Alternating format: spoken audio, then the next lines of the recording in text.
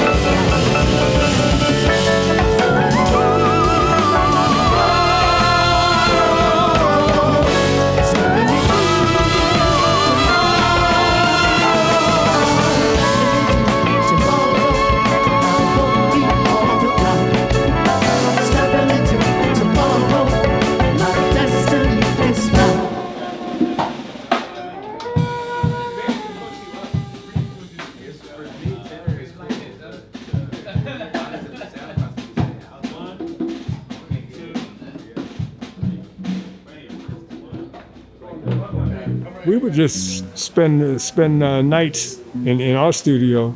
We would just jam all night, much to the chagrin of the neighbors. Fender Rhodes piano, upright acoustic piano on drums and bass. One room had a studio in it, had all the instruments, tape machines.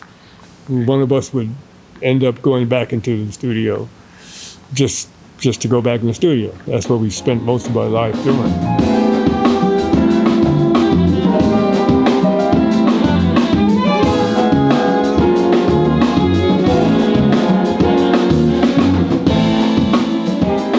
Boss would go back and I'd hear him playing something and I'd say, oh, okay, let me turn off this TV and go back there and we would start. We would just start making noise, just taking it wherever it went. Because we like to jam, and so it was great getting paid to do that.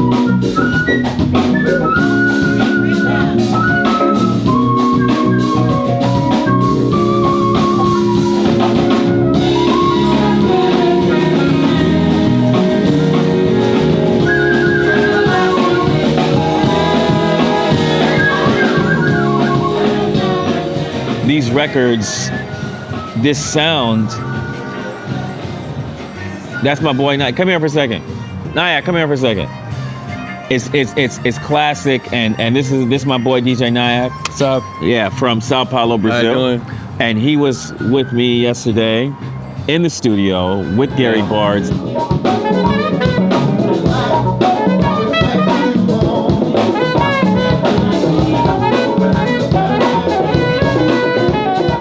And the Blackbyrds, Larry Mizell.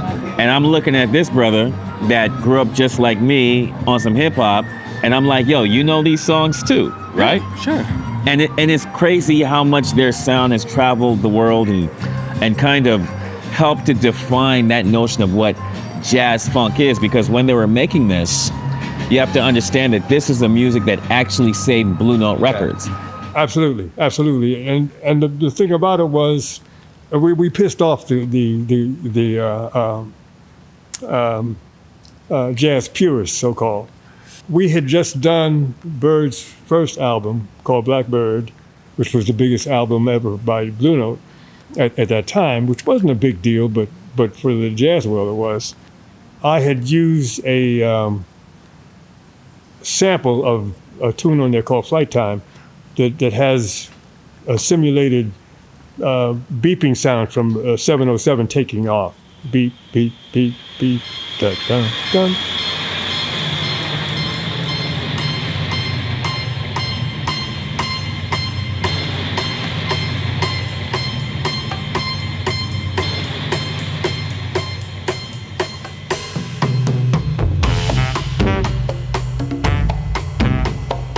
Dun, dun, dun, dun.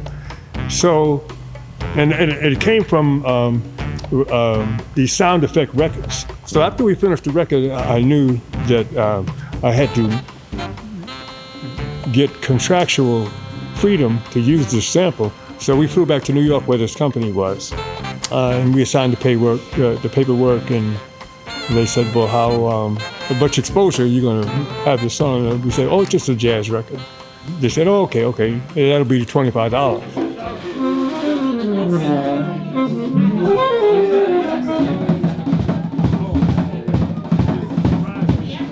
It's interesting because I think for both of us, the Mizell Brothers world actually started before we actually got the records, because we were listening to all this music being sampled on these records, from A Tribe to Brand Nubian to all these people sampling that sound. So our ears were already familiar with those sounds. I don't know about y'all, but I grew up listening to Tribe Called Quest, you know? I'm a young brother, he's much older than me, you know what I'm saying? So I grew up looking up to this old man right here. Nah, love this dude. And seriously though, I always say that Tribe Called Quest introduced me to jazz. And I think this is a perfect example because I knew about Gary Bartz because of A Tribe Called Quest.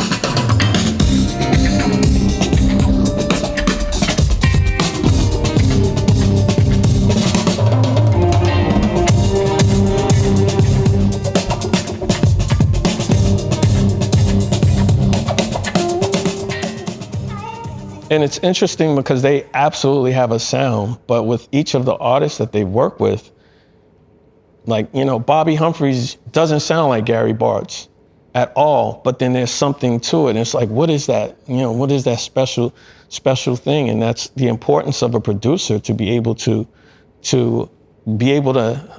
I know who you are, and I know where you want to go in your expression. So I'm going to give you those resources to get to that. Oh, I know who you are. I know where you want to go. And you know who I am, and you know what I bring to the table. And we allow for this exchange of energy, this exchange of life experience through this individual, and we're all having this conversation together.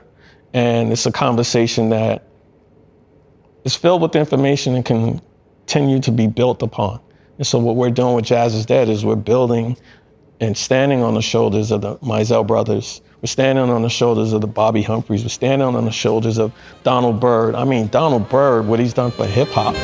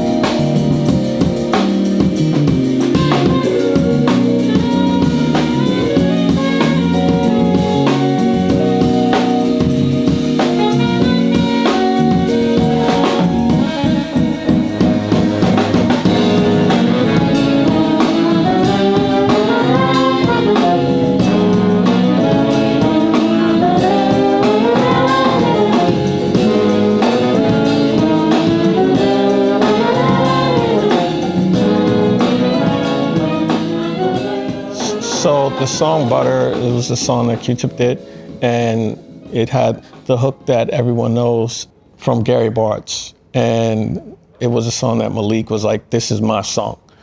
And, and Malik rarely took a strong position. I mean, he was very adamant about this song being his song.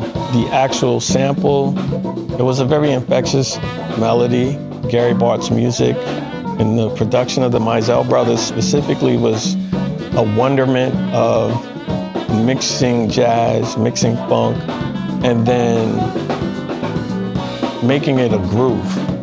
It was that aspect of it that was infectious to us at the time, and we were able to fuse that into hip hop. I liked it. Yeah, I liked it. I liked what they were doing. It gave credence to what we're doing, but now I realize we do that all the time. We sample, but we sample live. You know, like I may play something that I heard, say, Sonny Rollins do, and I'll do it just like he did it. So that's a sample. That's all it is, you know. They say we're improvising. I'm not improvising. Maybe other people are, but I'm not improvising. I'm composing music. I'm composing a solo each time. It's a composition. You can write it down if you want to. If you don't write it down, it's an informal composition. If you write it down, it's a formal composition. You know. So I'm going to play a song before we start. I want to play a song for me.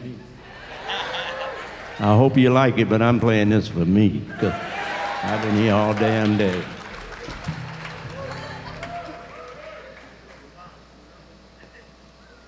And I'd like to dedicate this to my friend Larry Mizell.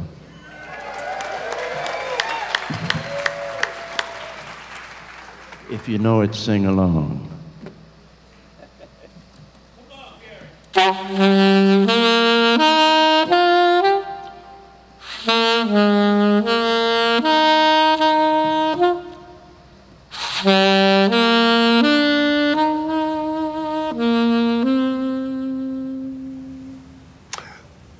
People thought a lot of times that we behaved like twins. In fact, our parents dressed us like twins all the time, and we were in the same grade. I actually was able to skip a grade, so I was in the same grade as my brother. So we acted like twins, even though we weren't, but we had similar thoughts on a lot of things. Fonz was, I mean, he was like the guiding light behind, you know, the whole process. Because he had been at Motown, he had seen, you know, he knew how they operated. He came from that, and so, you know, the blending of all of us really made a good product. Yeah.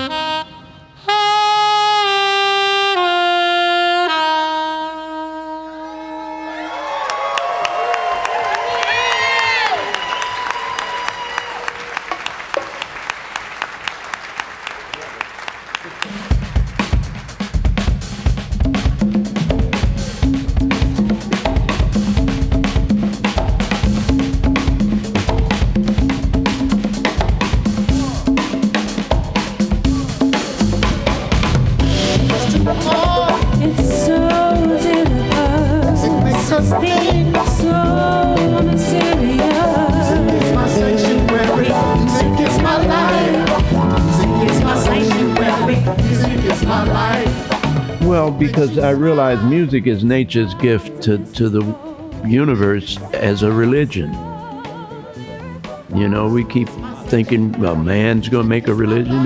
Man-made religions don't work, as we see. You know, we kill. In music, you don't kill. You know, that's not. You know, so music is really my religion, and so that was actually the title. It didn't flow. Music is my religion.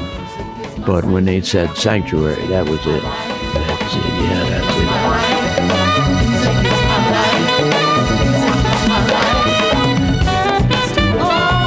It's so different. It makes us feel.